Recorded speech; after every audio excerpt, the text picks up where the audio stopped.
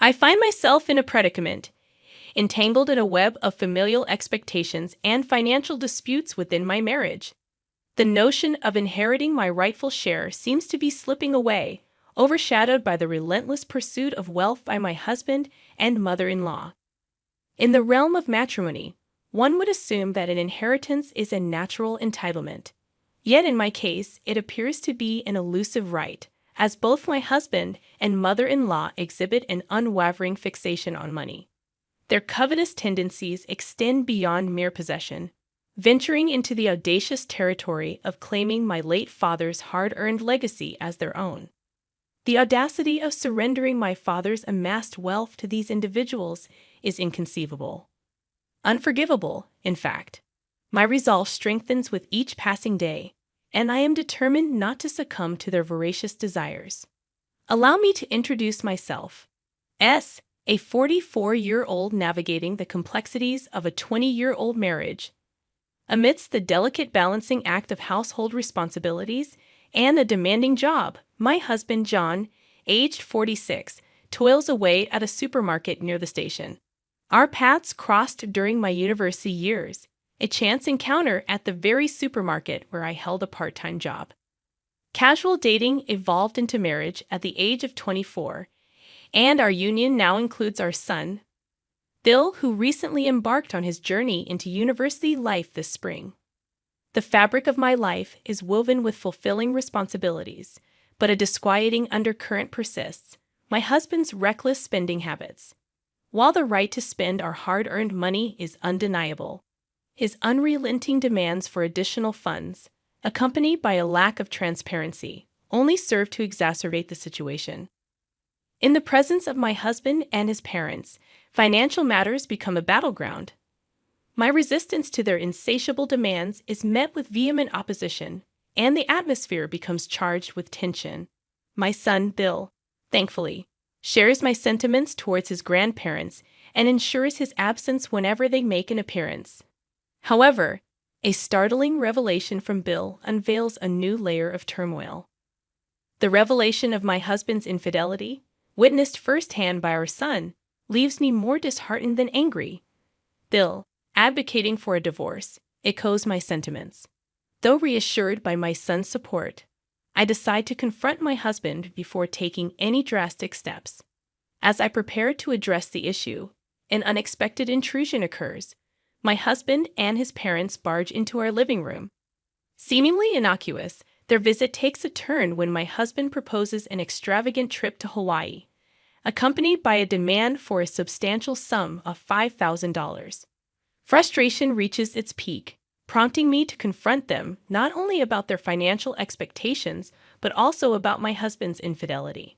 The room falls silent, and I brace myself for the repercussions of this revelation. Prepared to confront my husband as planned, I confronted him about the allegations of infidelity. His initial response was one of denial and confusion, questioning the need for proof and asserting his innocence. I pointed out that someone had witnessed him entering a hotel with another woman, to which he responded by challenging the credibility of the observer. Frustrated, I hesitated, not wanting my anger to be directed at our son, Bill, who had shared the unsettling revelation. Astonishingly, my mother-in-law dismissed the seriousness of the accusation, suggesting that forgiving a cheat or two is normal for men. I found it incredulous that a woman herself could condone such behavior.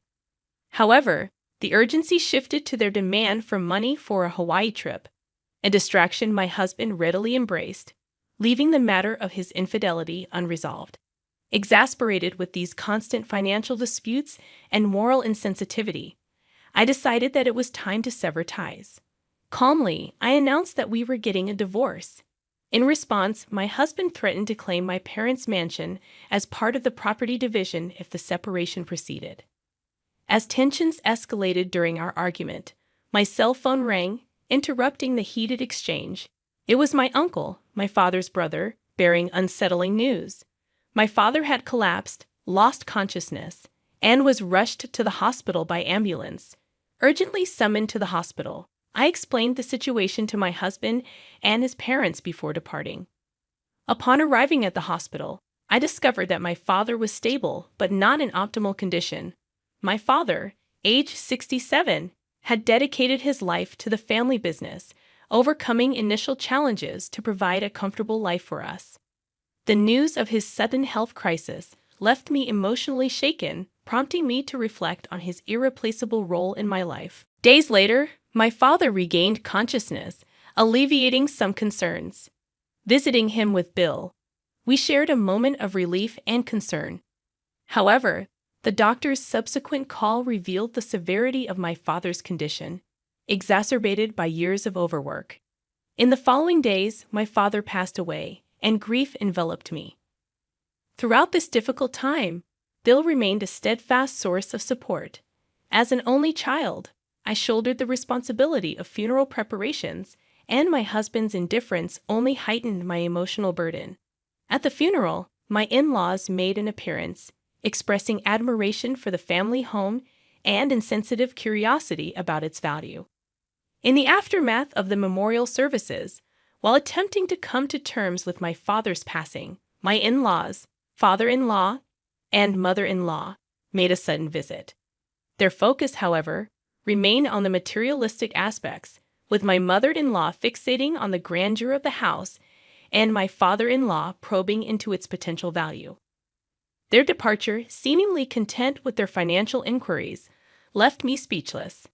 As I began to cope with the grieving process and put away funeral clothes at home, a new wave of confusion emerged. My parents were on their way over, and I was left wondering about the purpose of their unexpected visit. My initial apprehension deepened as I awaited the arrival of my parents, anticipating another discussion veering towards financial matters. In a sullen attempt to understand their motives, I resolved to engage in conversation upon their arrival. As they entered, my in-laws wore satisfied grins, taking their places on the sofa. The atmosphere tensed when my husband abruptly suggested we move from our spacious house, proposing that his parents join us in our new abode. Baffled by this sudden proposition, I reiterated my intention to proceed with the divorce, a decision fueled by my commitment to address my late father's affairs. However, my husband, dismissing the notion of infidelity and divorce, casually declared his intent to share everything between spouses. This included the inheritance, a claim he justified as his right as a husband. Their audacious assumption that all the inheritance belonged to them infuriated me, and their whimsical discussions about room preferences in a new mansion only fueled my frustration. Determined to thwart their plans and protect the legacy my father had worked hard to build, I vowed never to let them have their way. The audacity of my husband and his parents, treating my father's house and wealth as if it were rightfully theirs, had pushed my patience beyond its limits. A few days later, a call from my uncle brought a brief respite. His words of comfort and support reassured me that I had done well amidst the challenges. However, the conversation took an unexpected turn when my uncle expressed a pressing need to meet and share crucial information. Intrigued and apprehensive, I agreed to meet him that night. As my uncle disclosed shocking revelations about my husband and in-laws, I found myself grappling with the gravity of the situation. Determined to seek guidance, I confided in my uncle, sharing the preposterous demands and claims made by my husband and in-laws. My uncle, furious at their audacity, assured me that he would handle the situation. Intrigued by my uncle's plan, I eagerly met with him again the following day, this time accompanied by Bill.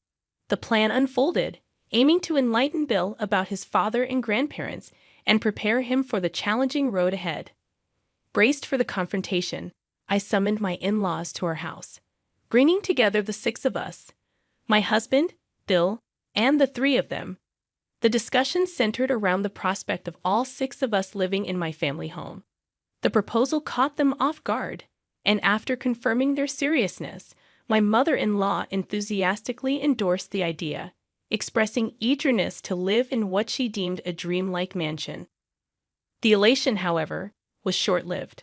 Reality struck when my father-in-law reminded us of the cancellation fee for their previously planned trip, insisting on reimbursement.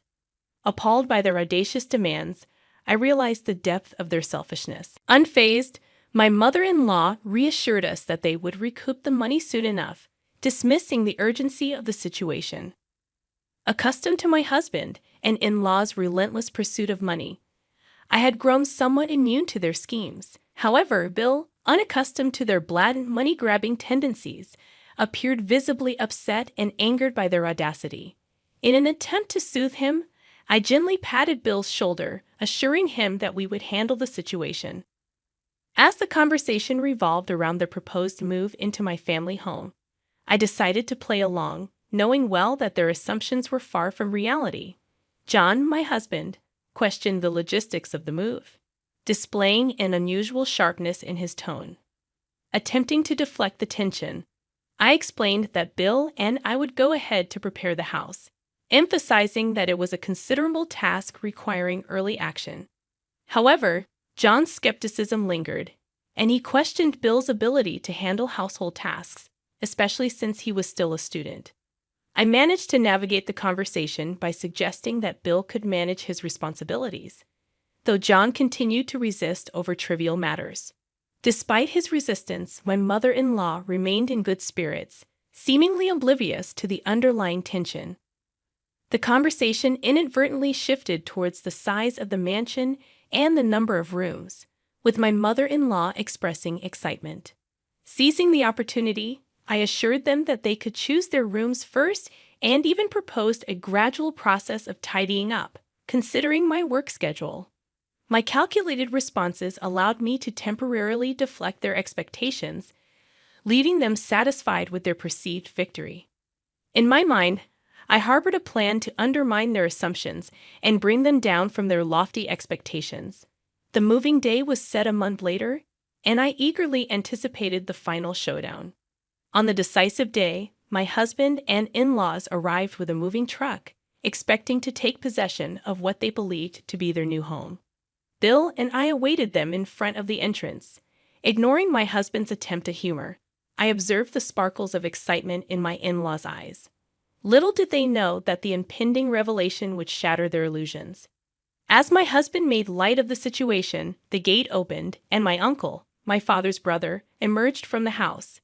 Silent and imposing, my uncle confronted them, leaving my husband and in-laws puzzled.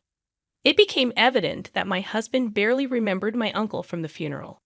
Setting the record straight, my uncle asserted his ownership of the house and clarified the inheritance distribution.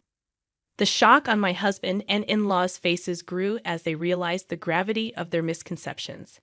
Despite my uncle's assertive explanation, my husband remained calm, seemingly attempting to move past the confrontation. In a sudden turn of events, Bill intervened, accusing his father of infidelity. The revelation left my husband shocked and exposed, unable to hide from the truth his son had uncovered. Observing my father entering a hotel with another woman confirmed my suspicions of his infidelity. However, when confronted, he adamantly denied the accusations, refusing to admit to his transgressions. In response, Bill, my son, urged his father to leave our lives, emphasizing the impact of his actions on our family. Despite this plea, my in-laws remained fixated on financial gains, insisting on a proper property division if a divorce were to proceed. My in-laws boldly declared that they had relinquished their apartment and quit their jobs to partake in a life of leisure in the assumed family mansion. Their presumptuous demands left me astounded, especially when they revealed that both my husband and father-in-law had quit their jobs. I questioned their rationale, bewildered by their abrupt decisions and the apparent reliance on my father's inheritance. In response to their audacious claims, I asserted my rightful inheritance as my father's child, anticipating a substantial property division. To my relief, my uncle, a lawyer, intervened to handle the legal proceedings. He exposed my husband's infidelity, supported by evidence gathered during a month-long investigation. The revelation left my husband and in-laws stunned, and they finally began to comprehend the severity of the situation.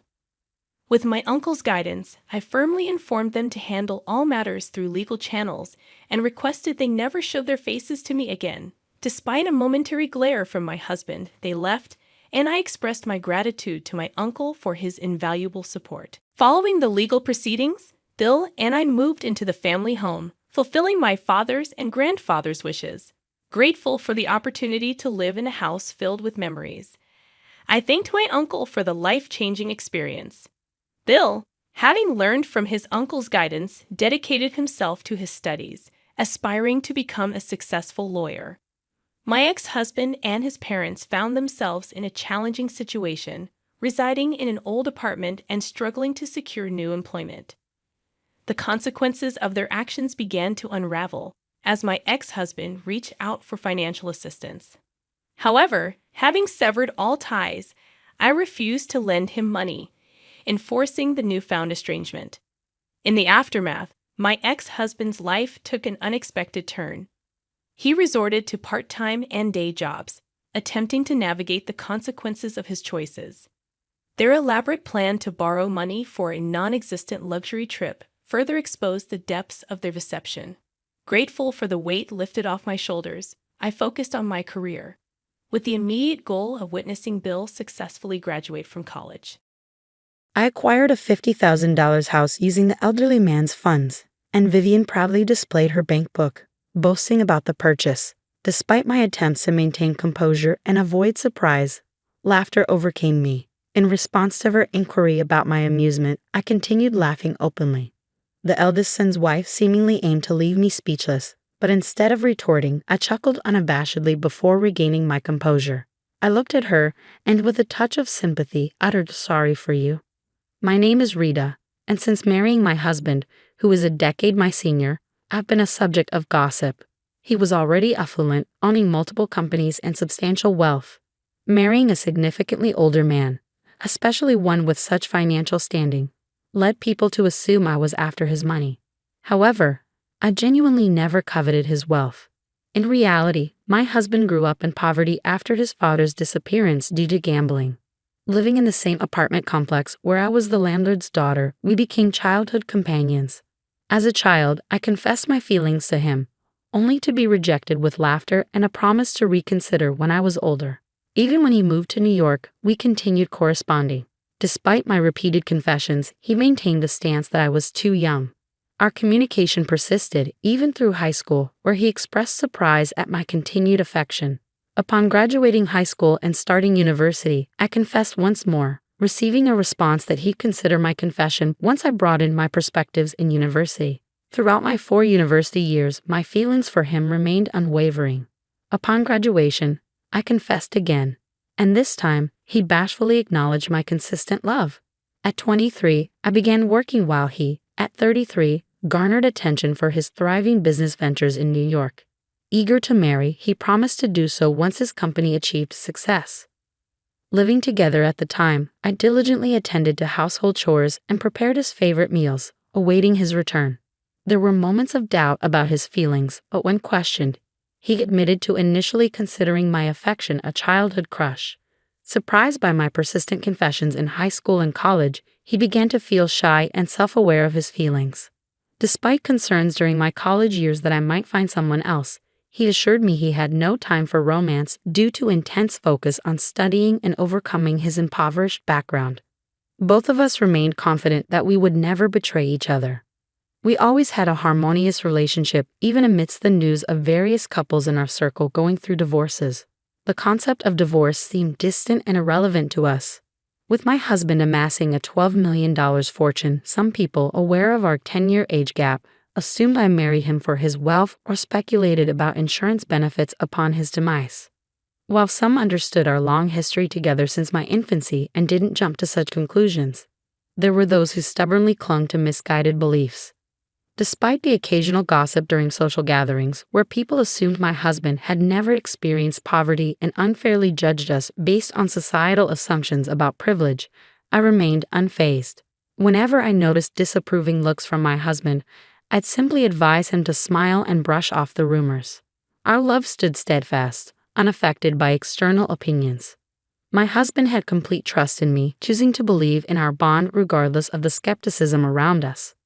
Several years into our marriage, we welcomed our eldest son, Peter, followed by the arrival of our second son, Dan, the following year.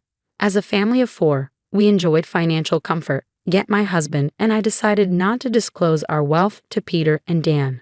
Instead, we taught them the value of money from a young age. In elementary school, they earned 10 cents for assisting with household chores, received a monthly allowance of $1, and managed their finances through piggy banks and account books. Despite our financial stability, we instilled in them the unpredictability of the world and the importance of financial responsibility. Both Peter and Dan, influenced by our approach, learned to respect each other's interests. By the time they reached high school, instead of asking for pocket money, they expressed a desire to work for what they wanted. Peter took a job at a cafe, while Dan found employment at a bookstore. My husband and I eagerly anticipated their futures, sharing in the excitement of discovering the kind of people they would eventually choose as life partners. When I mentioned the possibility of them choosing same-gender partners or opting for a single life, my husband laughed, agreeing that their happiness was paramount. We shared a heartfelt laugh, acknowledging our simple wish for our son's happiness, not anticipating the surprise that awaited us when our eldest son expressed his intention to marry someone that left us exclaiming, "You're marrying her? I want to introduce you to the woman I've been dating, Dad, Mom and Dan.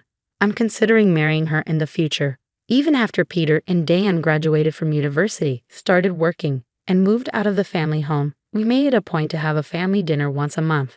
During one of these dinners, Peter announced his decision, and both Rita, my husband, and Dan were already in a celebratory mood, expressing excitement about meeting her.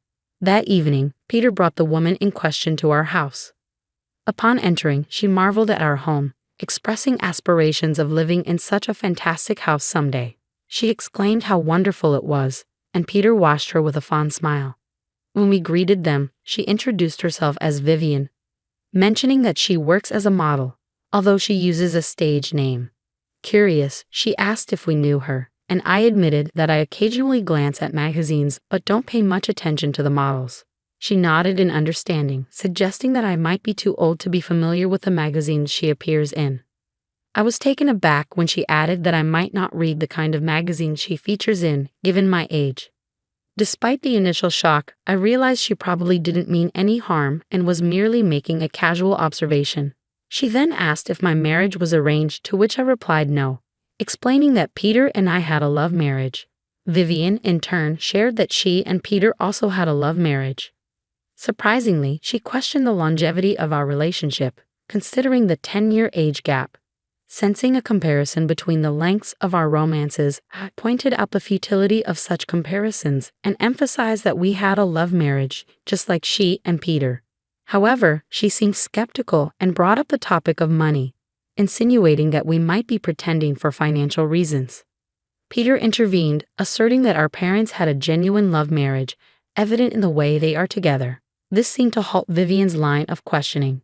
When Peter took Vivien home, my husband and Dan were shocked by her remarks, leaving them too stunned to say anything. In the aftermath, my brother's choice of a potential life partner left them appalled and questioning if he would really marry someone with such an attitude. He's a high earner. There must be plenty of other nice women out there. Dan, visibly concerned about his brother, was holding his head. I patted his shoulder, offering reassurance. It's okay, Dan. Peter wasn't endorsing her behavior, was he? He wasn't overlooking her remarks. He must have plans to handle her if they get married. He must genuinely love her to choose her over all the other nice women out there. Despite the complexity of their expressions, my husband and Dan seemed to agree with my words. Our family decided to celebrate the marriage of Peter and Vivien. However, even after the marriage was decided, Vivien made a demand. Since you're the groom's family, you should give a gift of $10,000 per person. Peter silenced her, stating that the standard amount was sufficient. He explained, if we receive that much, it'll look like I'm not earning anything, which calmed down and agitated Vivien simultaneously. As long as Peter kept a firm hand on her, we hoped they could build a good home. My husband Dan and I decided not to worry about their household. Time passed and my husband eventually passed away due to illness and aging. By that time, those who had once thought I married him for his wealth had come to see me as a devoted wife. At the funeral, no one looked at me suspiciously. However, one person's eyes were shining with excitement. Vivien, Peter's wife. She didn't say anything at the funeral, but soon after, She came to our house flaunting a bank book. I've always been stopped by Peter, but this time he agreed with my plan. So it's the end for you now.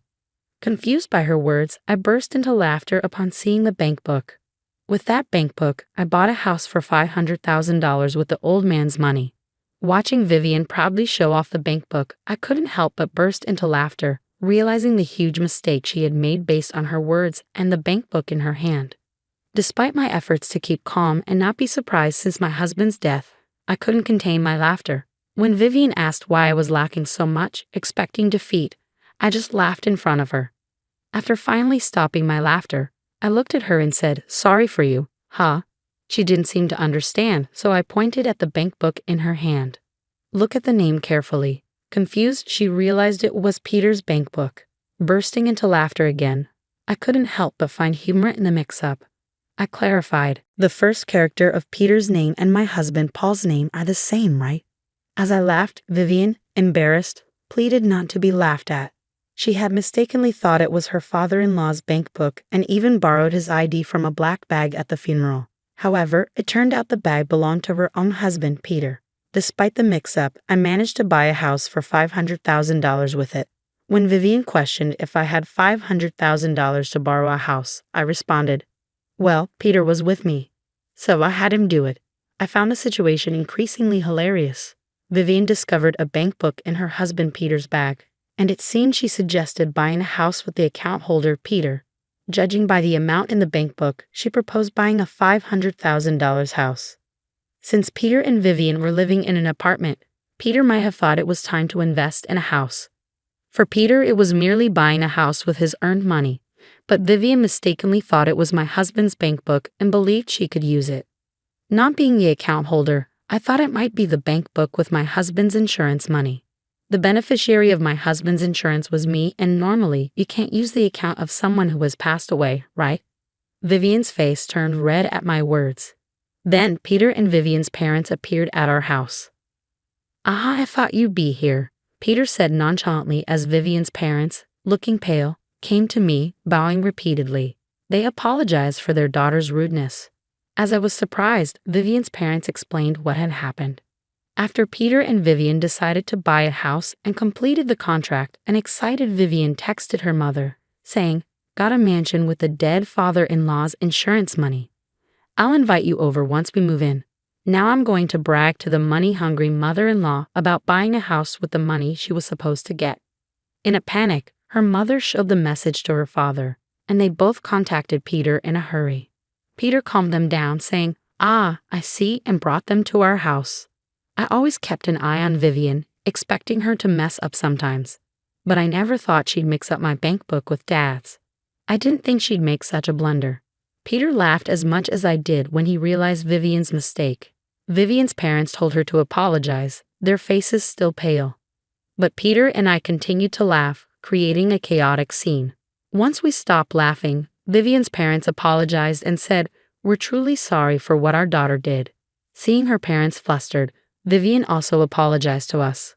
"Oh, it's all right. In the end, I haven't suffered any harm," I told Vivien and her parents, but they insisted on apologizing. "We know you two had a love marriage and were together before your husband built his fortune. We saw your husband on a TV program talking about how you two met. My wife and I were so moved by your love story," Vivien's parents explained.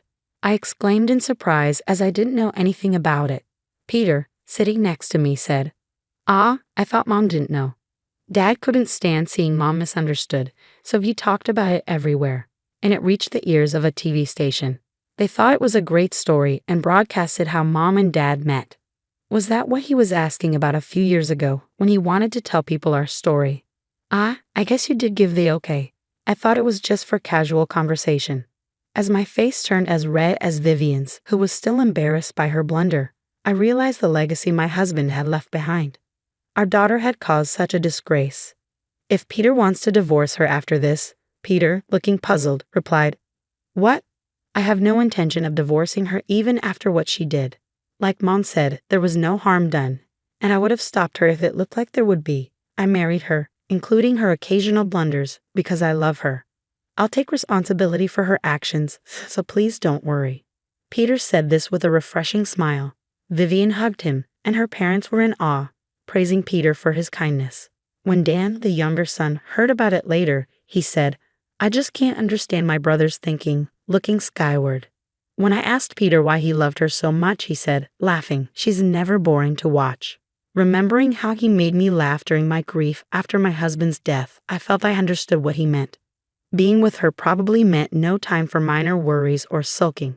Though Vivien did what she did, she's been without an allowance for a while and recently started working at my favorite cafe. Whether she was embarrassed by how much I laughed at her, scolded by her parents, or heard in detail about mine and my husband's love story from them, I'm not sure. But lately she's been calling me ma'am and treating me more respectfully. For a while, I think I'll continue visiting this cafe, watching Peter's wife grow and change.